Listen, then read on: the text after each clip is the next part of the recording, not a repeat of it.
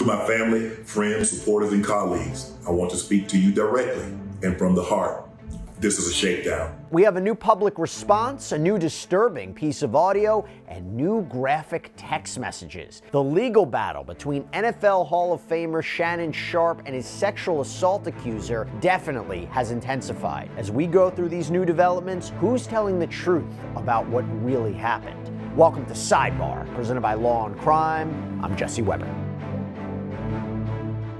A new legal war has begun, and this time it's between NFL Hall of Famer, podcaster, commentator Shannon Sharpe and the woman who's accusing him of sexually assaulting and raping her as recently as January of this year. Now, we covered this earlier in the week, but now, not only has Shannon Sharpe fired back in a major way, releasing a public message, a response, apparently revealing the identity of this Jane Doe, but he's also published never-before-seen apparent text messages between the two. Quite a response, to say the least. And then what happens? You think the story ends there? No.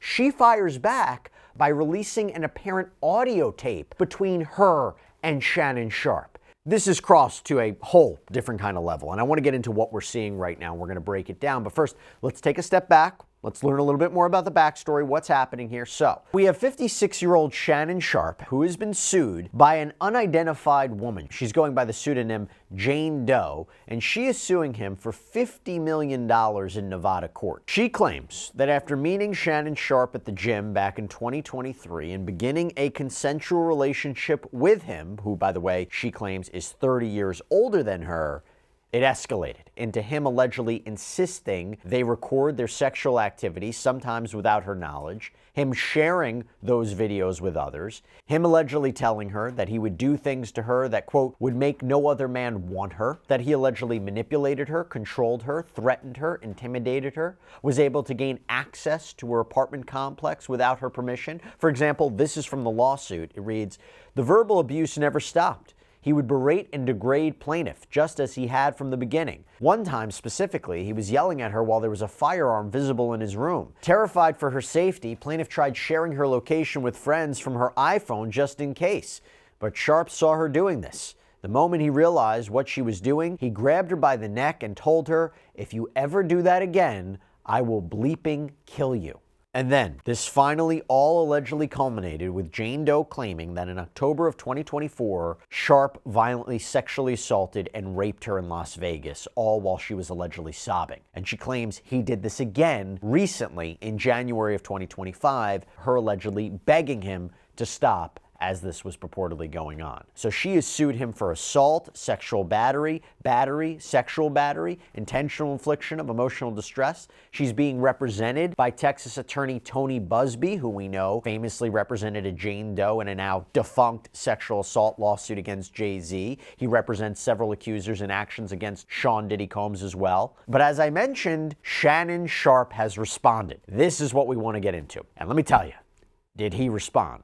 A lot of money at stake in this case, right? And talking money, actually, how about getting money back? Let me tell you about Upside. Upside is fantastic. It is a free app that gets you cash back when you buy daily essentials. I pump my gas, I can use Upside. I go out to lunch at Chipotle, I can use Upside. Maybe I get something at 7-Eleven, I can use Upside. And why not get cash back when I do all these things, right? And yes, this is actual real cash back. It's money that appears in your Upside app that you transfer right into your bank account. So once you have the free Upside app, you claim an offer for whatever you're buying on Upside. You pay as usual using a debit or credit card. You follow the steps on the app, you get paid. To find out how much you could earn, click the link in the description to download Upside or scan the QR code on screen. But make sure to use our promo code SIDEBAR because you'll get an extra 25 cents back on every gallon on your first tank of gas. So first, we have this statement from him on his Instagram where he says that he's going to be open, transparent, defend himself because this isn't right. And he says that this whole thing is being orchestrated by Tony Buzbee. Tony Buzbee targets black men, and I believe he's going to release a 30-second clip of a sex tape that tries to make me look guilty and play into every stereotype you could possibly imagine.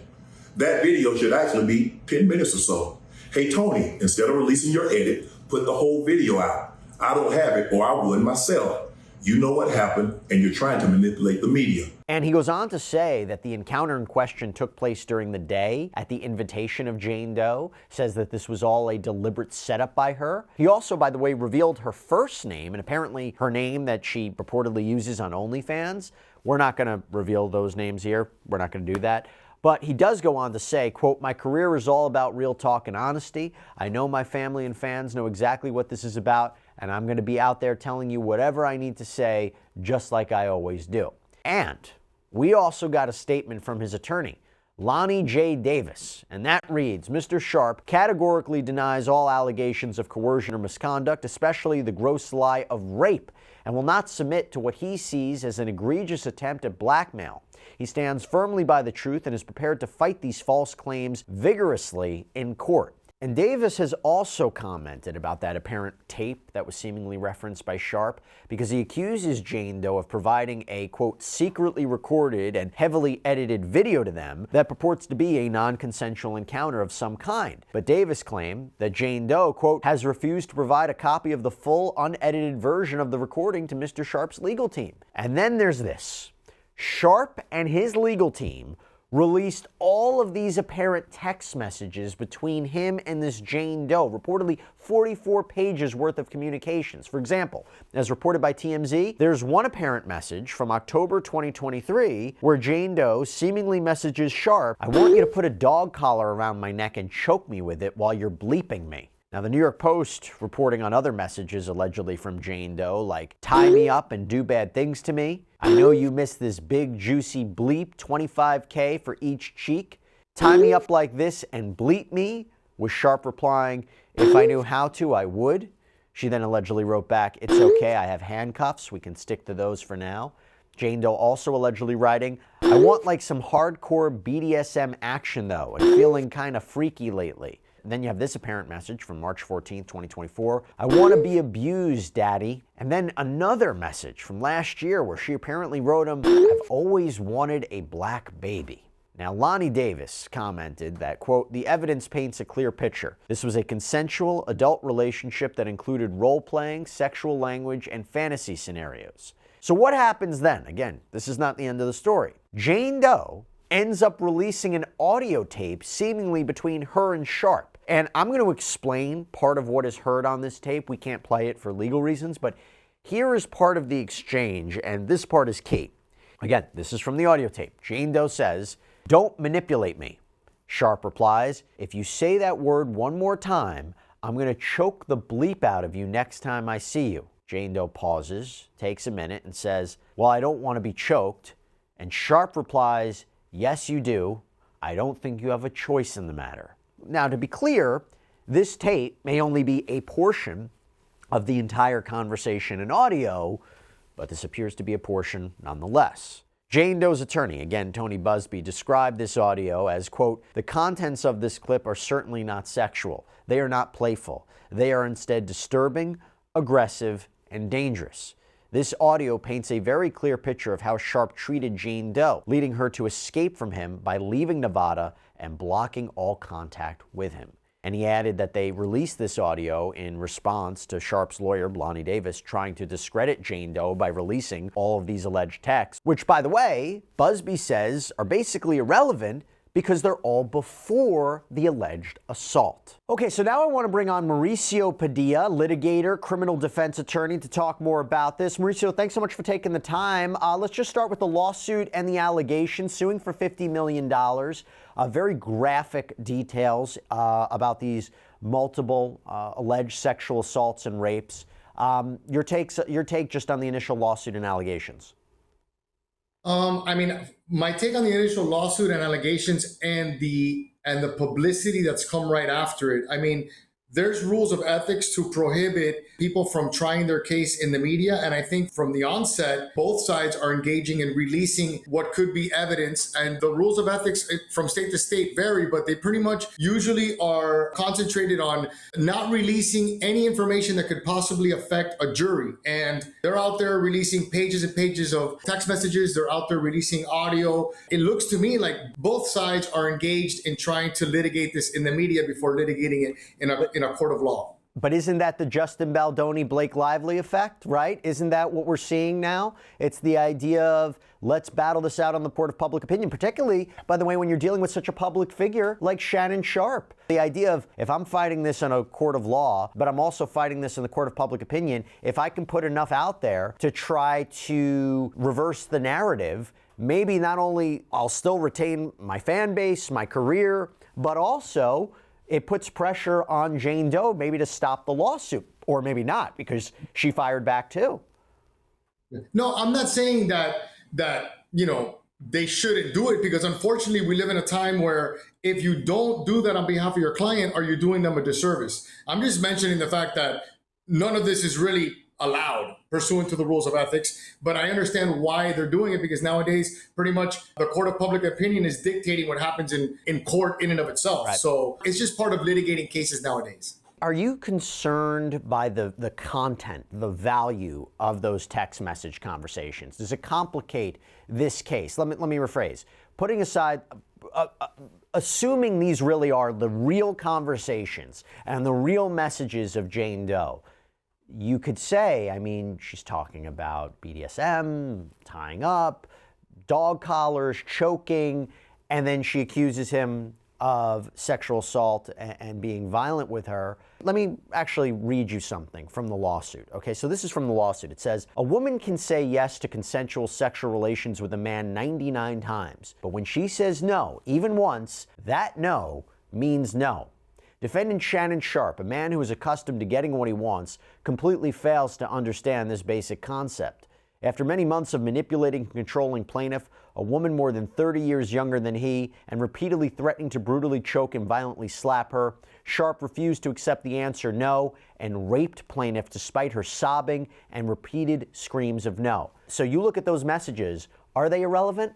If you establish a pattern of S&M, a pattern of voluntarily submitting yourself to someone, to accepting, violence, to accepting as part of the norm of your sex life, then obviously that's something that could be used, because he's going to say, yeah, it was consensual. So when a jury's trying to analyze whether or not these acts of violence were consensual or not, they can obviously look to the history of the relationship and whether or not she's going to admit it. So now you put her on the stand and you're like, so you allowed him to choke you. You allowed him to hit you previously. And that was something that you guys engaged in, voluntary sexual behavior, and you found it pleasurable. And you did it for the X amount of months. But then on this particular day, you told him no.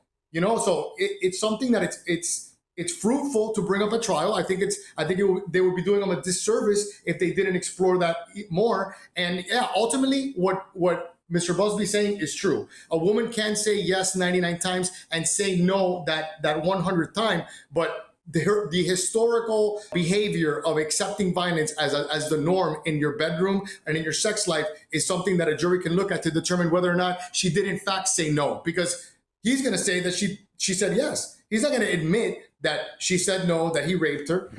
No, I hear you. And I knew that he was going to get on the defensive. I mean, if you believe his side, right, that he's completely innocent, you get hit with this lawsuit, right? You want to defend yourself immediately. He goes out, he puts out this message on Instagram. Do you think he was advised by his lawyer to do so? Let's start there. And B, purportedly outing her, naming her name. Just the first name, and also what her apparent handle is, her name on OnlyFans. Is that appropriate? That right? I mean, again, he's defending himself, but she filed this anonymously. Right. Well, whether or not his attorney advised him to do it, if he took those steps without discussing it with his attorney should be very upset at him doing something of that nature. I don't think that an attorney can counsel their client to disclose the identity of a victim in a sex case. So I don't think that his attorney would ever admit to taking those steps, simply because there's laws to protect victims in sex crimes. But I understand why it's beneficial to his defense. I'm putting it out there. I'm saying who you are. I'm saying that you're an OnlyFans person. I'm saying that we were engaged in this voluntary sexual behavior where you possibly accepted money to do sexual things on camera or do sexual things for me. So it definitely benefits his defense in letting people know, listen, This is not the person that Busby's saying that it is. This is the person that I'm telling you who she is. So I think it's beneficial. And to reverse it, I said this when I covered it earlier in the week. This lawsuit being filed by Tony Busby, he's got crosshairs on him right now. He filed a lawsuit against Jay-Z by a Jane Doe who claims that she was sexually assaulted by Jay-Z when she was 13 years old back in 2000. That lawsuit against him was dropped. The NBC did a report questioning the credibility of some of her claims. His attorneys came forward and said, no, we have proof that the people you say were there weren't there. And that lawsuit was dropped. He's now being sued. That Jane Doe is being sued. You would think, okay, if this happened, I'm going to maybe take a little step back here. But to go so public and forward with allegations against a high-profile figure like Shannon Sharpe, he must not only believe the account of Jane Doe, he must believe he's got the goods to back it up.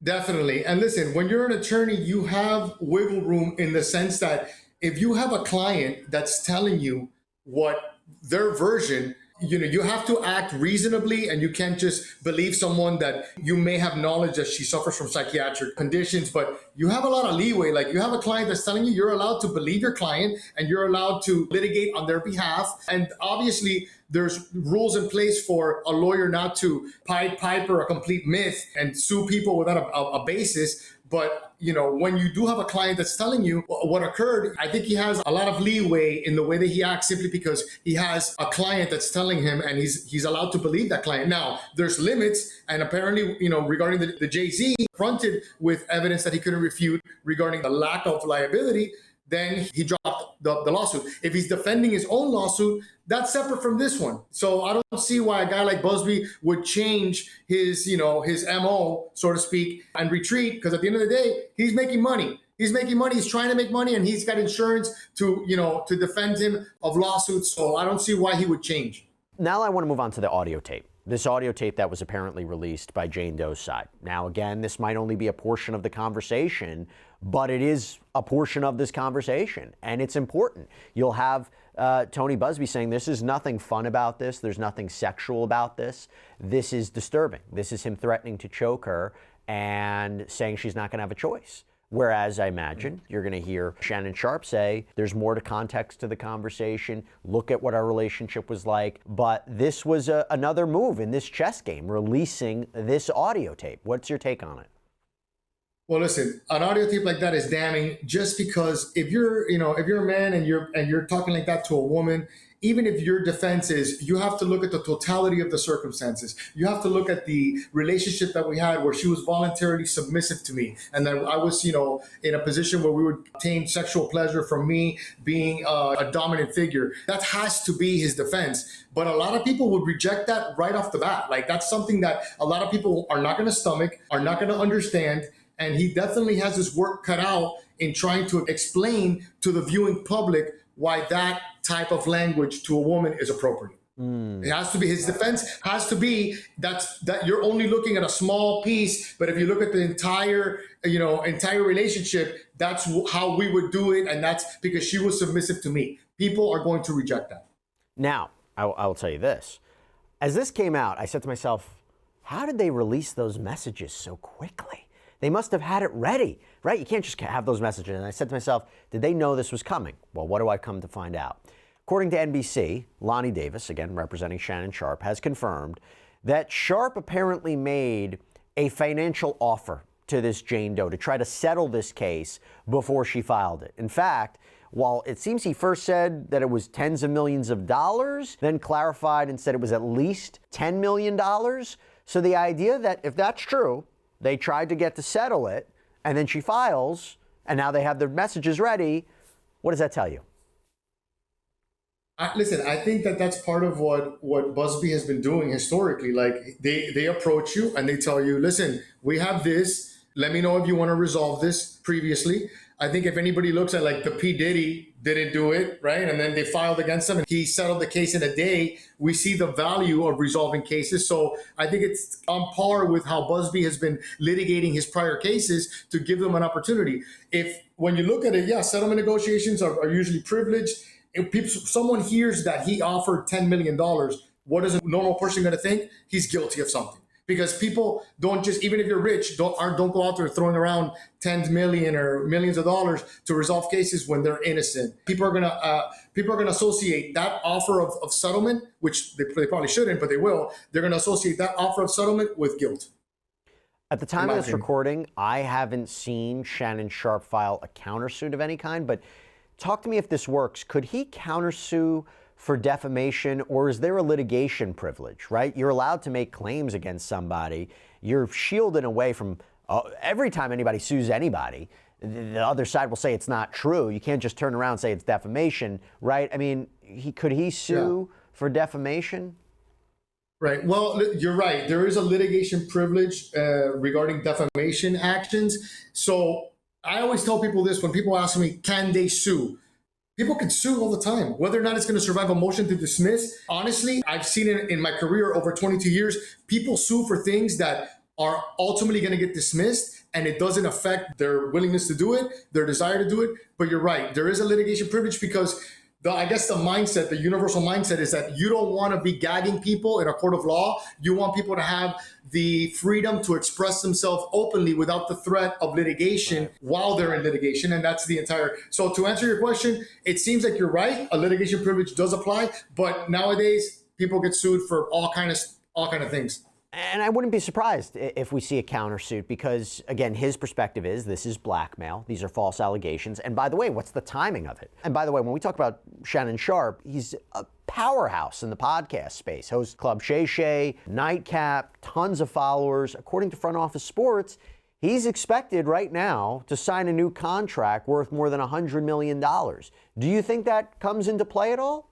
The problem with people that have those types of contracts is it doesn't have to mean that you're guilty or not guilty. Just the news in and of itself is going to affect your ability to get followers, to do your job, and to execute contracts. Now, if he loses a $100 million contract because of this, whether there's a litigation privilege or not, you can expect a lawsuit. Even if the standard for a motion to dismiss is lower than the standard for a motion for summary judgment, you could file a lawsuit. You could survive motion to dismiss, and routinely judges don't like to decide cases on summary judgment, and they often say that almost anything is an issue of fact for the jury because they know they're not going to get appealed when they make that type of ruling, and they like to kick it to a jury even if it is the type of case that shouldn't survive motion for summary judgment. So what I'm saying is that even if you have a clear defense, even if they don't have a good case, a lawsuit is still something that can be fruitful to either side. Do you think this is going to end up settling, or is it now just too far down? How do you settle it without one side looking bad?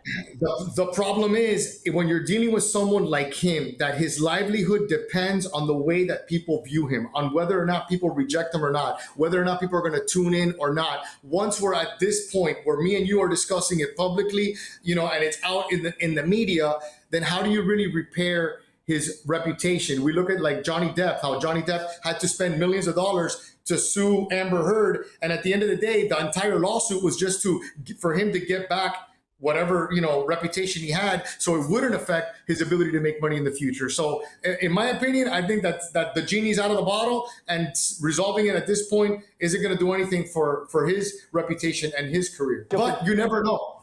Yeah, I'm sure. And look, there could be a lot more to this as this case ultimately progresses. Mauricio Padilla, thanks so much for taking the time. Good to see you. Thank you, sir. And that's all we have for you right now here on Sidebar, everybody. Thank you so much for joining us. And as always, please subscribe on YouTube, Apple Podcasts, Spotify, wherever you should get your podcasts. I'm Jesse Weber. I'll speak to you next time.